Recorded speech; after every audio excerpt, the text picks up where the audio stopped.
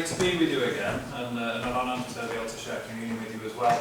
So it's always a special date in the diary for me to come and catch up with you all again and see so many familiar faces, and lovely to see new faces too.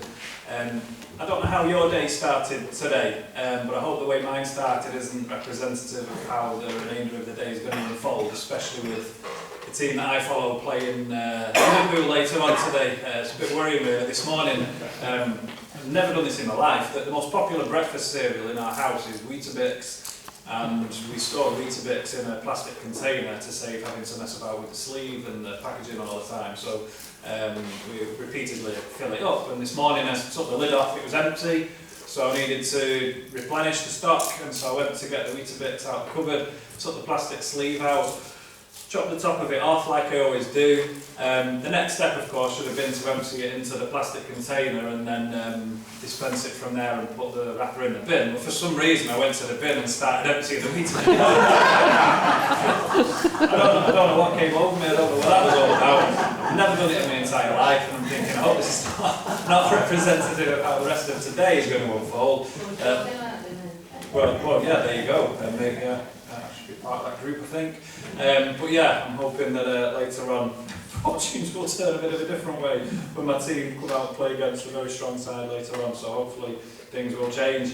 For those of you that don't know me, I'm Andy. I've been invited for years to come and speak and meet with you, and I run a ministry called Street Soccer Academy, a form of outreach that uses sport and particularly football to engage with hard-to-reach men mainly in our communities in the northwest of England and north of Wales. That's predominantly where we operate now. We do prison-based work, community-based work, and help anybody really that's an adult, aged 18 and over, who has any form of issues related to homelessness, mental health, addictions, offending backgrounds, anything like that. We generally try and help. And one person who I'd like to just give you a little update who's doing really well is a young man called Jordan, who was released from Forest Bank Prison 3 years ago. Whilst he was inside, he didn't have an encounter with God as such, but when he came out into the community and we invited him to continue working with us and engaging with us, he's a Bolton-based lad, so I took it upon myself, which is where I'm based. Thought I need to follow him up, and he agreed to come to church quite quickly when he was released. Came along to church with me within a couple of weeks of being released. Loved it, was intrigued by it, never been in church in his life. Soon made a commitment of faith, been baptised, had his entire family. His family's huge. No idea that he can have this many relations, but anyway, he's brought a multitude of people to church and events and so on over the years. And it's been a pleasure to meet his extended family.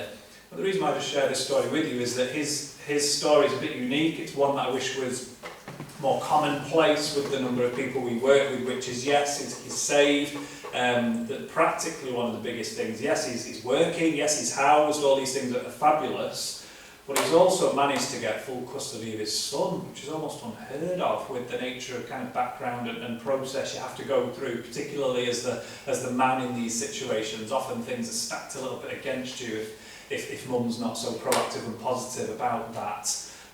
But he's gone through the entire legal process, done it all the right way, and he's been out in the community now for about 4 years, and just within the last year, having persevered with supervised visits and then extending it a little bit more and more in terms of frequency of seeing his son, he now has completely unsupervised visits and access of his son, and his son's doing great. He's coming to church now as well, and he's about 12 now, 12 years old, very impressionable and has been for the last few years. And he's sponsoring a child in Kenya through the Compassion Project. So he's so outward looking about enough of this background I've had. I want to impact the world positively. I see it through a new light now, and the only way is up, so to speak. So that's a young man called Jordan. So do continue to remember him in your prayers if you would, because they're the kind of stories that are why we do what we do, to be able to reach with the truly hard to reach in the darkest of places at times, and then be able to speak the light and truth into their lives and circumstances. So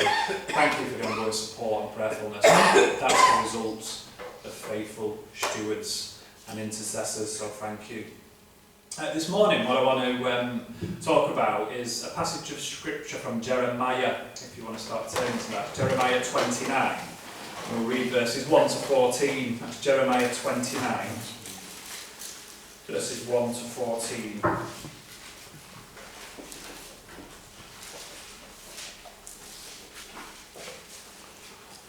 God's put this passage on my heart and the particular points we'll draw out this morning, and it's fabulous really, because I think, was it Barry, you were sharing about the topic of waiting that you're going to be looking at through the story of Joseph. We're going to be looking at the topic of waiting this morning through the story of Jeremiah here and the Israelites, so hopefully there'll be some thoughts that can be continued on in your small group discussion when your next meeting on that. So Jeremiah 29, verses 1 to 14. A letter to the exiles. This is the text of the letter that the prophet Jeremiah sent from Jerusalem to the surviving elders among the exiles and to the priests, the prophets, and all the other people Nebuchadnezzar had carried into exile from Jerusalem to Babylon. This was after King Jehoiakim and the Queen Mother, the court officials, and the leaders of Judah and Jerusalem, the skilled workers and the craftsmen had gone into exile from Jerusalem. He entrusted the letter to Elisha, son of Shaphan, and to Gemariah, son of Hilkiah, whom Zedekiah, king of Judah, sent to King Nebuchadnezzar in Babylon. It said, "This is what the Lord Almighty, the God of Israel, says to all those I carried into exile from Jerusalem to Babylon. Build houses and settle down. Plant gardens and eat what they produce. Marry and have sons and daughters. Find wives for your sons and give your daughters in marriage, so that they too may have sons and daughters. Increase in number there, do not decrease. Also, seek the peace and prosperity of the city to which I have carried you into exile. Pray to the Lord for it, because if it prospers, you too will prosper. Yes, this is what the Lord Almighty, the God of Israel, says. Do not let the prophets and diviners among you deceive you. Do not listen to the dreams you encourage them to have. They are prophesying lies to you in my name. I have not sent them, declares the Lord. This is what the Lord says. When 70 years are completed for Babylon, I will come to you and fulfill my good promise to bring you back to this place. For I know the plans I have for you, declares the Lord. Plans to prosper you and not to harm you, plans to give you hope and a future. Then you will call on me and come and pray to me, and I will listen to you. You will seek me and find me when you seek me with all of your heart. I will be found by you, declares the Lord, and will bring you back from captivity. I will gather you from all the nations and places where I have banished you, declares the Lord, and will bring you back to the place from which I carried you into exile." Now just the backstory here. The Israelites have been banished from Jerusalem and sent into exile into Babylon. It's not a place that they wanted to be, but nevertheless they were carried there, and they were to spend a period of time in this place. Now they didn't know for sure until Jeremiah wrote to them how long they were going to be there and how long God had sent them there for. What they did know was they were going to be living in a place they didn't want to live. They were going to go through a period of experience that they didn't want to go through. They were going to be living with oppressors and people who they would not choose to live with, and they probably weren't very happy. They were sent some false prophetic information where they thought they were going to be there for 2 years. I'm not sure whether that was perceived as a long period of time or not, but certainly when Jeremiah wrote to them and said, "This is the word from the Lord, you will be here for 70 years, I'm sure that didn't go down very well. But that was the godly truth of the situation, and that was what God was putting upon them for their time in Babylon. Now, it's not what they wanted to hear, but it was from God. Let's just park that up for a minute. Isn't waiting frustrating, especially nowadays? Queuing, I'm really impatient, I need to work on that, but I get frustrated when I'm queuing, especially if I can't see progress and can't understand why the queue is not moving. This summer I went to took my kids to Euro Disney, and when we were coming home, we were at Charles de Gaulle Airport. It didn't start well actually. The transfer didn't turn up. We were now looking at the minutes in terms of the plane and the time it was going to be coming back. We arrived at the airport. We didn't even have hold luggage, so we could just miss all that bit out and just go straight through to customs and excise and all the other sort of queuing that you do. And we got to the stage where you have to have your bags scanned. The queue looked tiny. The one before was massive, and it took forever, but you could see, well, there's a huge queue, it's going to take forever. And then we got in what appeared to be a very short queue, and it was a very short queue. There was one family in front of us, and then a couple in front of them. We were in this queue for about 45, 50 minutes. and I could not understand why the queue wasn't moving, because I could see the conveyor belt piece of equipment there, I could see the scanners, I could see the workers doing stuff. Everything was there that made you think this should progress and move, and we weren't going anywhere. And the couple got so frustrated in front of us that they spoke to some official who then said, we'll go to that queue there then. And that queue was longer, and you could see them going straight past us, and I'm like, oh, why is this queue not moving? And yes, we need to work at it, but, you know, I found it hugely frustrating. I couldn't understand why. But on an everyday basis, there's all sorts of times and situations, aren't there, where we do find ourselves queuing. And we think, oh, I want that now. No, I want serving now. I don't want to queue in traffic. I want to get there as quickly as I possibly can. And I was going to make this point all about children, but it's not fair to do that because it equally applies to myself. We live in an age of instant gratification. We expect everything now. Everything is wired nowadays to give it us now. If you're driving through a city, a town, even a motorway, if you're hungry, you don't have to deal with your hunger pangs. There's a drive-in restaurant where you can satisfy that craving with not so healthy food. Perhaps not a good nutritious choice of what we might choose to eat, but nevertheless the easiest method of satisfying this hunger pang and need is to just go into this drive-through. You don't even have to get out of your car. You can stay in your car, you can get in the queue in the drive-through, you can have the food instantly put into your hand, straight into your mouth, hunger pangs have gone. Even your method of paying nowadays, you know, it used to be cash and tender and then the credit and debit card and you had to sign. You don't even have to sign it now. Just punch your pin in. Oh, forget your pin, just use contactless. No, everything is so rapid nowadays, and there is this sort of expectancy in this generation that we live in now where we don't have to wait. I can just have it now. If you want a brand new car, a flashy car that you could never afford in your wildest dreams, you can have it now. It doesn't matter that you can't afford it. Go and get a loan, interest free, whatever it might be, APR 100.9%. No, but if I can have it now, I'll have it. I can't afford it, I can never save that amount of money up, but they're enabling me to have it now. Everything just seems to be wired to just give us what we want now. And all these things obviously speed up that waiting process so we can have it sooner rather than later. That seems to be the day and age that we live in, and it's equally as applicable to me as it is my children. Technology, how easy is it as a parent when a child says, I'm bored, I don't know what to do, to just thrust a smartphone or an iPad or a piece of technology into the hand and it immediately satisfies that boredom. And this is something that I've been discussing with my wife for a while, and we've agreed that actually it's a good thing for kids to understand how it feels to be bored.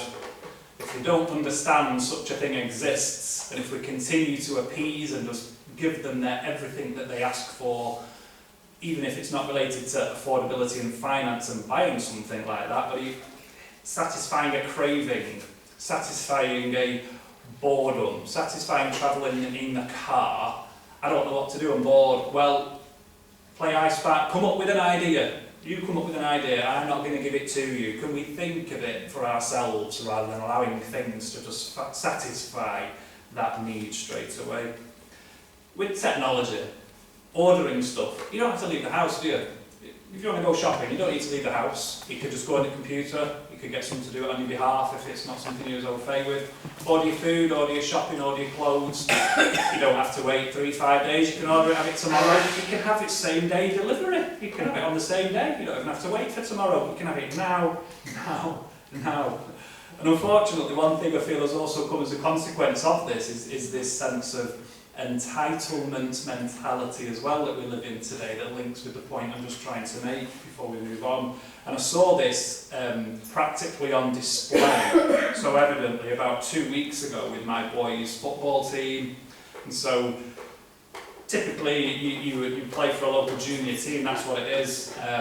Obviously you get some kit to play in and you get a match on a Saturday and you get to train once a week. Well, the manager of Ruben's football team wants to create the best professional environment he possibly can, even though it's a classic junior club, it isn't an academy. He says, I want to do it the best. That's brilliant, mate, fantastic, I'll support that. And he's gone out and he's found all sorts of sponsorship to get each player not only a home strip but an away strip as well. So he's got a full home strip, full away strip, rain jacket, and he's even gone and got these player development profiles all put together that he's done for each and every player. There's 12 of them, so he's done this 12 times, put it in a folder, laminated it, put so much effort in. And when we presented them, because I support Mike as a coach, it's his team, but I do support him. When we presented the players one Wednesday evening 2 weeks ago, with parents present, with this brand spanking new kit ×2, rain jacket, player profile, I did not hear one child or one parent thank Mike for all this time he put in. And these are nice people, these are not grumps, these are nice people. And I was just astonished, and I asked him at the end, I said, just so I've not misread this, has anyone actually said thanks to you? He said, no, not yet, and he maintained dignity with that.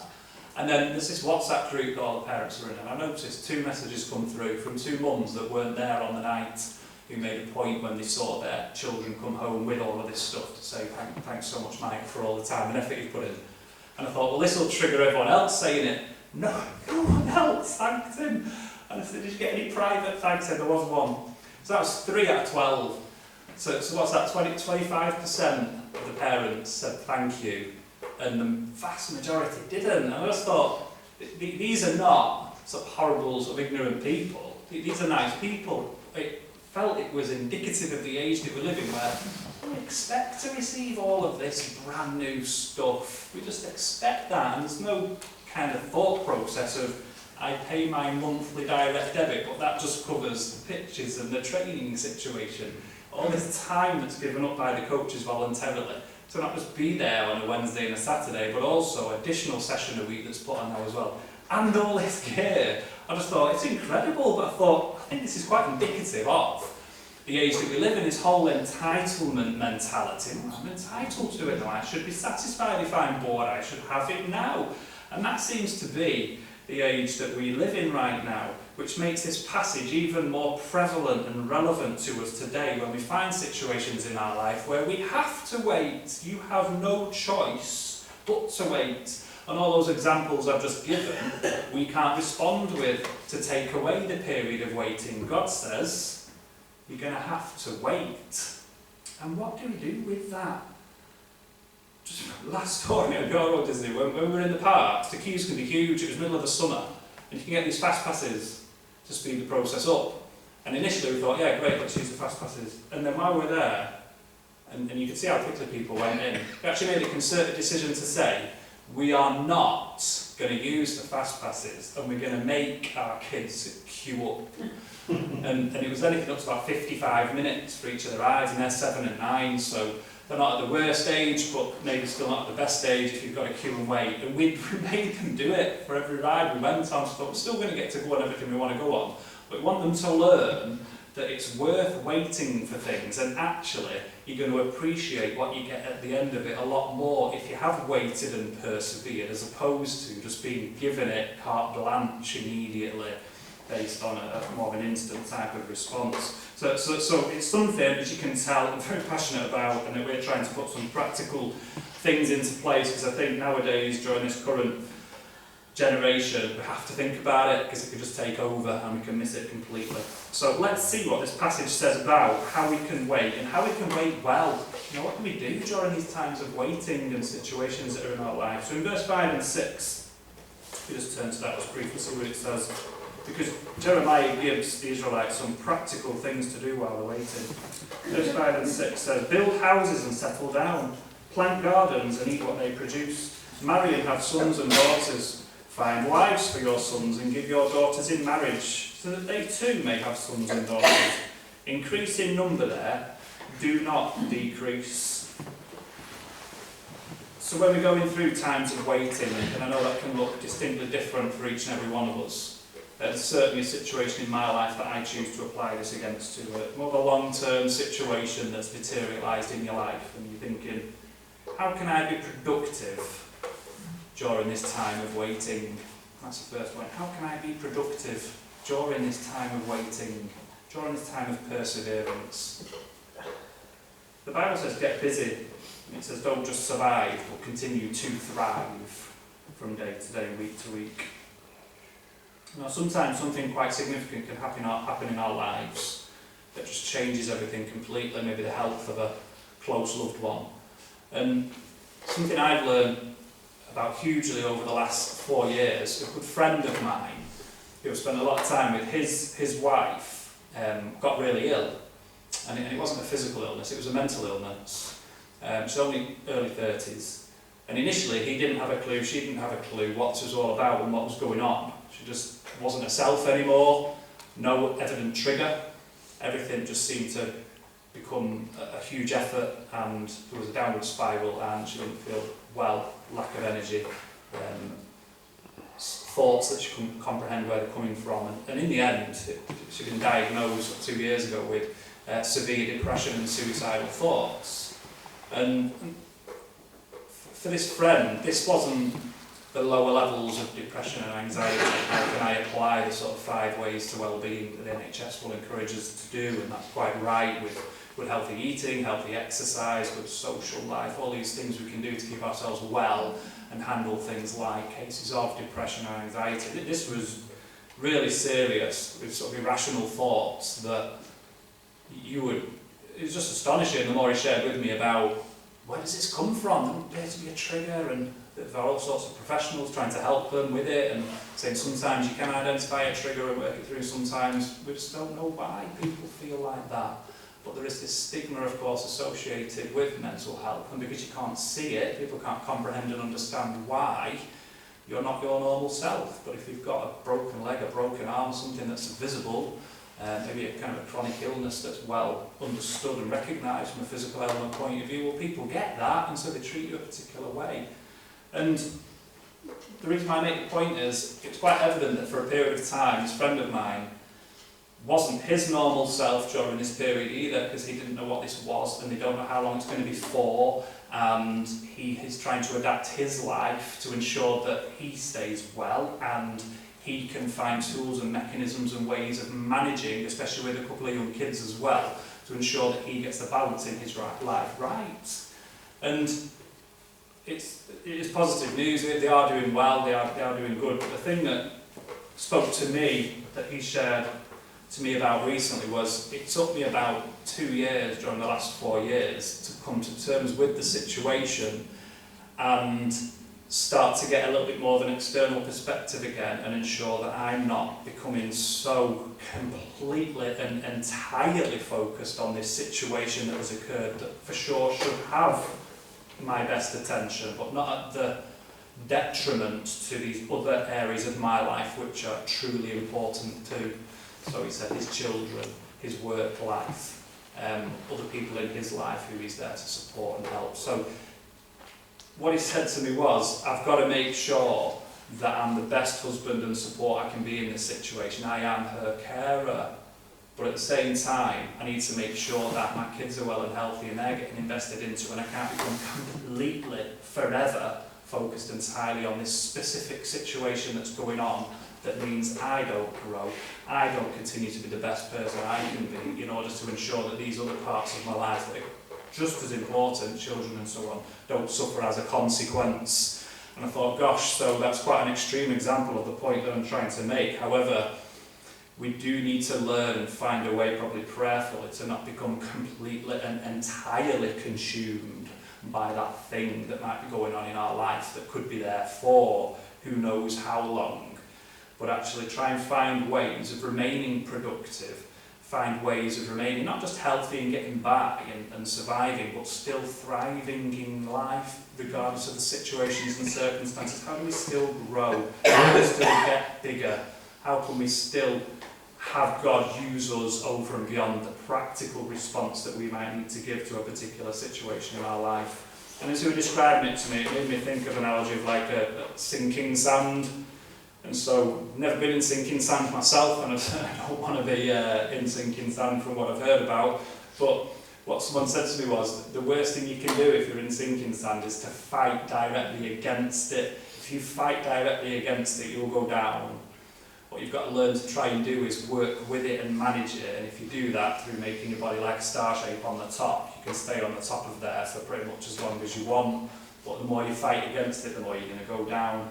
And I thought that's quite an interesting analogy, that, because if we've got any situations in our life where, the way I'm wired, if there's an issue, I'll go and fix it. It's a man thing, I don't know. That's certainly the way I'm wired. See an issue, let's go and combat it, let's go and fix it, let's go and put it right. But unfortunately, there are a lot of situations in life where you can't do that. And we come to God and say, for how long is this going to go on? And I think God wants us to be totally open with Him about things like that, how we truly feel. How long, God? How long do I need to contend with this for? But regardless of how long it is, God, use me, grow me, help me to be the best version of myself that I can be.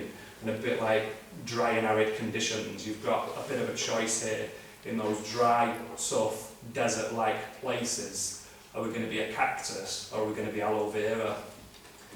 Are we going to be prickly, or are we going to have healing qualities? And they're two quite distinct plants, of course, that can grow in such conditions. I thought actually that's a really good picture for us when we find ourselves in these toughest of situations that don't appear to be going anywhere fast. But we still have, I believe, a level of choice as to what we do with stuff, even though we can't choose necessarily what stuff occurs in the first place. We can decide how we choose to respond with them. So first point, let's remain productive during those difficult times. Second point, learn to be prayerful over difficult people. So in verse 7, this is challenging. Also, seek the peace and prosperity of the city to which I have carried you into exile. Pray to the Lord for it, because if it prospers, you too will prosper. We are instructed to pray for our captives. We're instructed to pray for those that do harm against us. We're instructed to pray for those that we don't necessarily like, who've maybe persecuted us, attacked us, maybe done something against us. We're told to have the humility to pray for those that you might feel don't deserve it. Well, God tells us to do it anyway. You know, the exiles didn't realise that God allowed this situation to occur because there was something very specific He wanted to work on in them. They wandered out of relationship with Him, and He needed to grab their attention and do something, and that's why He allowed them to be carried off into exile for a particular period of time. And He was looking for them to respond in a particular way prior to restoring them back to Jerusalem. Something that I feel is really true is people will only attack you because of something that they lack in themselves. When I was a kid and I was brought up in Old Trafford, we got broken into a number of times our house. That was the norm for me, where I grew up. And one thing I didn't understand as a child, why would someone want to break into my house? What have I done against them? Why would they want to come and nick my stuff? And I used to find it really hard to understand why that was, and thought, what have you got against me or my family? And one of the guys that broke into our house, unfortunately stole as well. This didn't go down well, as I'm sure you can imagine. I had a number of bikes when I was a kid, and they were always second-hand. That's what we could afford, and that was absolutely fine. I remember the first ever brand new bike I got for Christmas was a mountain bike, a Muddy Fox it was. And I must have been about 10 or 11, something like that. And it just happened to be that it was shortly after Christmas when I got this mountain bike, and I was delighted with it. That we were at church on a Sunday evening, I think it was, and we came home, been broken into. Patio doors had been ripped off, and my brand new bike had gone, along with some other little bits, but the bike was the most expensive item that was taken. And the police came round, and not so long later said, we've caught the guy, bike's gone, I'm afraid. Excuse me, but they came up with a sort of repayment type plan that you don't have to pay us something ridiculous like £1 a week or something that you won't really notice. But I just couldn't understand why someone would want to do that. And as I was then growing up, and I did reflect on the story with my parents a few years ago, and they said, did we ever tell you that we did find a little bit of information out about the chap that stole the stuff from the house? And I said, no, you didn't. They said, well, he was a drug addict. And obviously as an adult with the line of work that I've gone down, I just immediately got it. I ain't got anything against me, but he has this addiction that he needs to fuel, and he would do whatever it takes to get himself some cash or asset that he could then use in exchange for what he needed to satisfy that immediate craving and an issue and addiction that he had. And I found that actually quite helpful, because no longer did I take it personally that he chose to break into my house as such, as much as it evidently isn't right and correct to do that. But I thought there's certainly something in the point that I felt persecuted. I felt our home had been invaded by people that have not been invited in, and that's all true.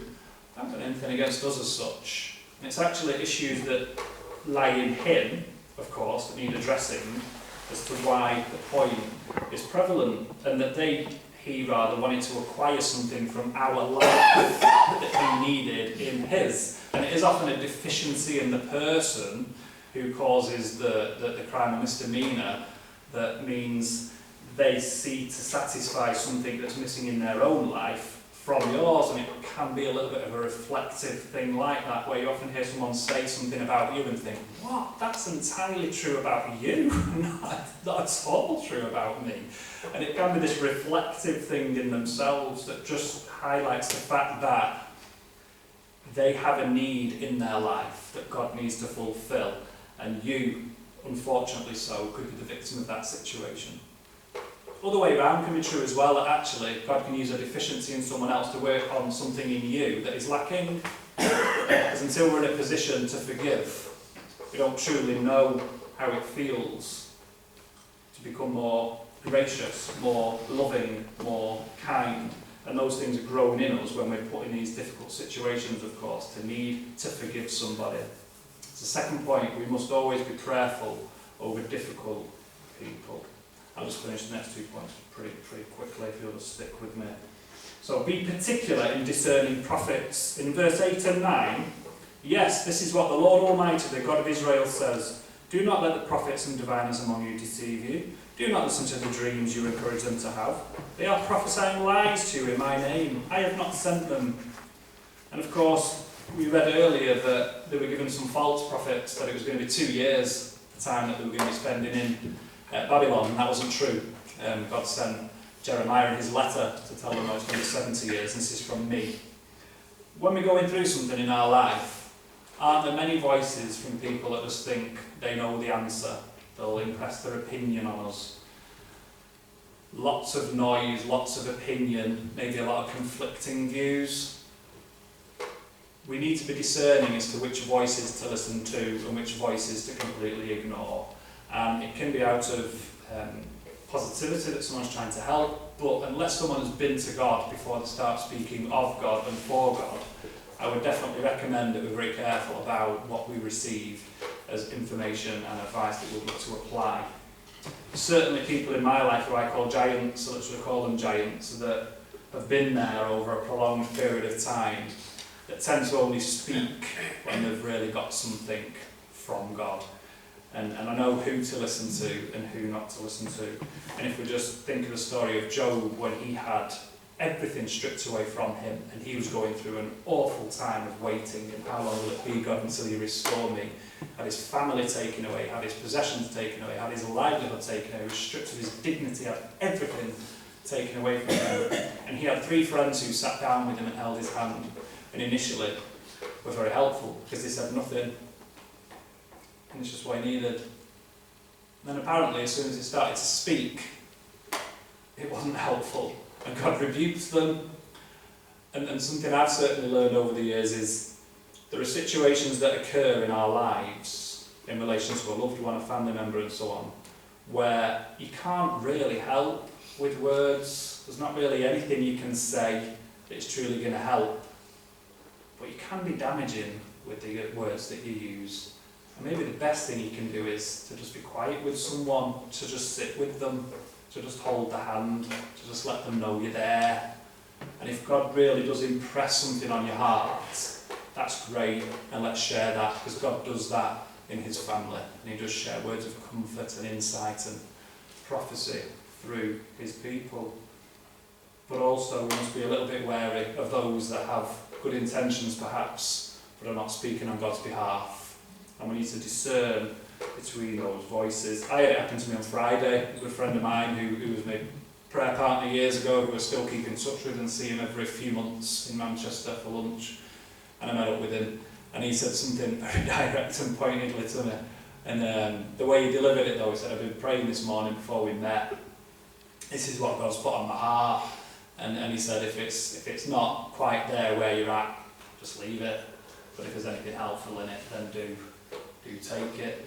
And And as normally happens when the two of us get together, there's something about how God speaks to each of us on each other's behalf when we've gone to him first before we come to each other. And it was very helpful, and it was correct, and it was applicable, and I've taken it, and I'm applying it, and I'm continuing to pray into it. But it did highlight the point again that we've got to be very careful about who we listen to, and weigh it and test it before we go running off with it. The final point we can look to keep in mind when we're thinking about waiting well during situations in our life that we've just no idea how long it's going to be.